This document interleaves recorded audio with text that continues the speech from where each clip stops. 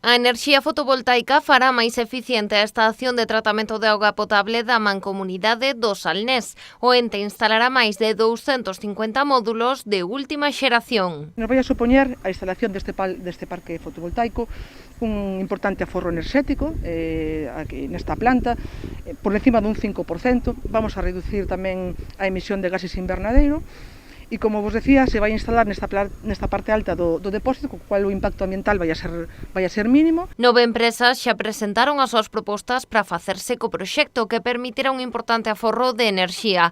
Os módulos fotovoltaicos achegarán máis do 52% do consumo da estación, reducindo a factura dos preto de 60.000 euros anuais actuais ata os 40.000. Vamos a producir aproximadamente 132.000 kilovatios.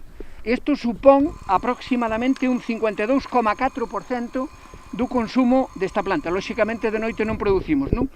E sobre todo, vamos a axudar en punta en llano, pero sobre todo vamos a axudar, como decía antes, económicamente en torno ao 60% do consumo. O proxecto conta cun orzamento de 120.000 euros. Será financiado nun 70% polo Fondo de Compensación Medioambiental da Xunta de Galicia e a Mancomunidade achegará o 30% restante.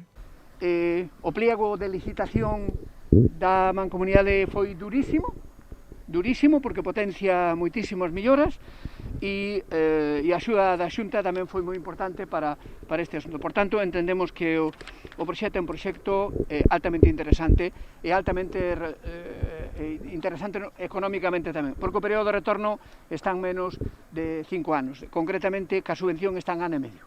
A obra está en fase de licitación e a previsión é que comece a funcionar no mes de outubro. Ademais, a súa instalación permitirá reducir as emisións de gases de efecto invernadoiro.